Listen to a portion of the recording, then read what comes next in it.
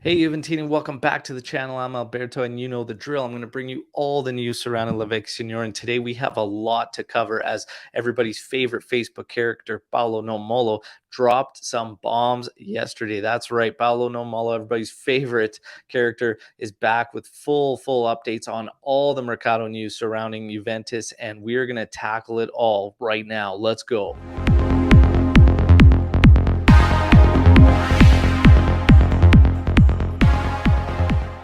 All right, Juventini, before we get into the Paolo Nonmollo drop, quick friendly reminder to like the video and subscribe to the channel if you're new here, because it's all Juve all the time. That's right, your one-stop shop for everything Juventus is right here, so make sure you subscribe. Now, let's get into it. So, Paolo Nonmollo. Who is Paolo Nonmollo? For those of you who don't know, Paolo Nonmollo is a character off of Facebook.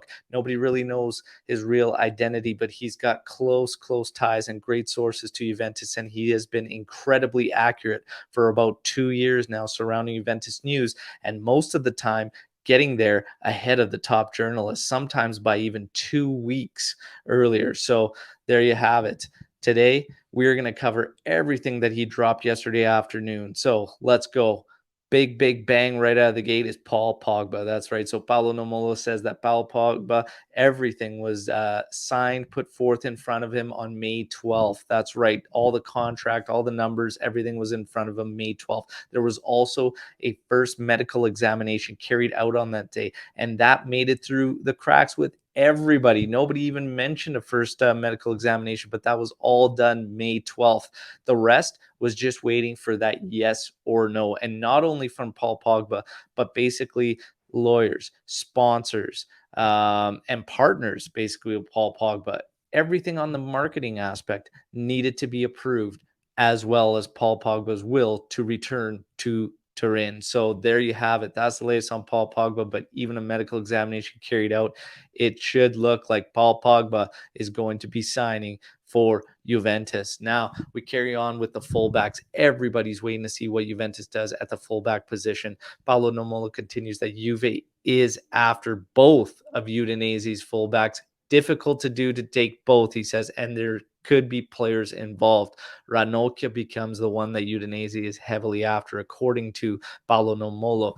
Molina is more likely to come, and the reason is because Udogi is tied and linked to the futures of Alexandro and Luca Pellegrini. But he does state that Roma is interested in bringing back Luca Pellegrini. So there's the latest on that. A lot to look at, and he says be ready for a long, drawn-out session and negotiations in terms of Luca Pellegrini back to Roma. But that could be what unlocks Udogi to Juventus as well. And then, of course, players involved. We mentioned Ranocchia that interests Udinese, but it's not just Ranocchia that interests Udinese. It is also De Winter. So there you have it. We will have to keep close tabs on that fullback situation, and it just keeps evolving, and there's more and more pieces to it. That's why I've been saying for a while, Juventini, those that are fired up, why there's no signing announcements and everything, it's almost like putting together a puzzle, and each and every single move affects probably 2 or 3 other ones. And now we're starting to see that and hear that, as Nonmollo gives you much more detail than most of the journalists out there. So this stuff is great. Now we continue with Juan Cuadrado. He says that Juan Cuadrado's future at Juventus is uncertain, and he might not actually be around next year, as Juventus could potentially offload him. So there you have it. For salary savings, Cuadrado might actually be offloaded. So we keep tabs on that front. Zaniolo, a lot of news around Zaniolo over the past couple days, and Paolo Nonmollo basically gets into it, saying that the player has offer in front of him from Juventus and has had for a bit, and it comes to 5.5 million euros after bonuses. In terms of making the move with Roma, the price tag has dropped naturally from 70 million euros to 50 million euros.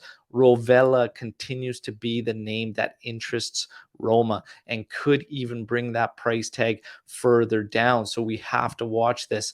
Zaniolo to Juventus, potentially even Milan, as they are in the mix as well. But he has figures from Juventus, and Roma is interested in the name of Rovella, and that could play a part for Juventus, as it seems that Miretti and Fagioli might be the ones staying and integrated into the team next season, even Paulo Nomolo says. So big circle there that we need to keep tabs on with all those guys: Fagioli, Miretti, Rovella, and of course, what's going to happen with Zaniolo. As it appears, he is not going to be renewing with Roma. So a lot of great stuff there. McKennie, everybody's been keeping tabs on McKennie. Juventini have stressed that they do not want to lose McKennie and be one of those sacrifices made during a mercado. Paolo Nomolo says that McKennie is basically unlikely to leave and probably won't be leaving. But he is also stating that McKennie has some issues that he needs to take care of that were present when he first came to Juventus, and that was his diet. So he says he does have dietary issues, but Juve will most likely not be moving McKennie. So there's the latest on McKennie. Di Maria, everybody's trying to figure out what's going on with Di Maria. Paolo Nomolo puts all his chips in, saying 100% Di Maria will be a Juventus player. So there you have it. And he was quite brief with that one. 100% done deal. He will be a Juve player. So we just wait for the announcement on Di Maria. Now, in terms of the center backs, we all heard about Koulibaly and the rumors about that. Paolo Nomolo basically killing those and saying he does not believe it for a second that Koulibaly is an option. He may be an opportunity later on, potentially even later on this mercado, but right now he says the same targets at center back, and that's Bremer and Badiashile. This will excite a lot of Juventini. He says those remain to be the top options. However, very difficult. Bremer could have moved to Inter in January, according to Paolo Nomolo. The only reason he didn't was because Inter could not move De Vries. So that's the latest on Bremer front. But center backs, Badiashile, Monaco was looking at Artur. The fact that they didn't get into Champions League is what killed that, apparently. So that's the latest with those, but those were their top options at center back. And you could see now that it might not end up happening that way because of those intricacies. Inter being close to Bremer, and then, of course, things falling through with the Badiashile front. So we continue to wait. In terms of Adrien Rabiot, he seems to be one of the top guys Juventini want to see moved. He has three offers from the Premiership, apparently. So Rabiot could very well be on the move. And this is great. We talked about it yesterday. I said we need to get the outgoing news picked up. And here you have it. Rabiot has three offers and could potentially be heading out. There you have it. Now, Rugani. Rugani has two teams interested as well, and that's Lazio and Fiorentina. We heard the rumors as of late that Juventus is trying to lower his salary. Here you have it.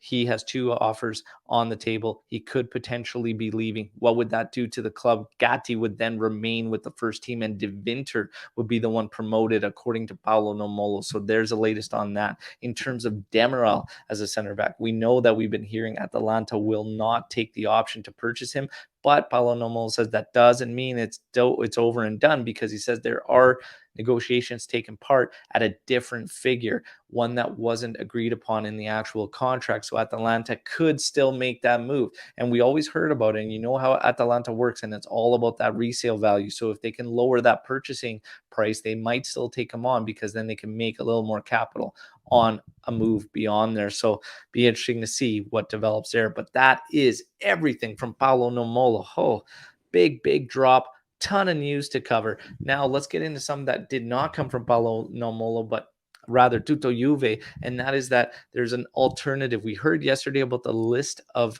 options to replace Alvaro Morata. It was not an exciting list, okay? Arnautovic, Dzeko, Milic, and Muriel. Well, there's another name into the mix that came out yesterday afternoon, and that's Giovanni Simeone, okay? So it's been revealed that he could be an option for Juventus as a vice to Dusan Vlahovic. To be honest, in my personal opinion, that is the best name yet for a vice to Dusan Vlahovic, and I'd be very excited to add Giovanni Simeone to Juve. And of course, he's been killing us. He's scoring goals against us.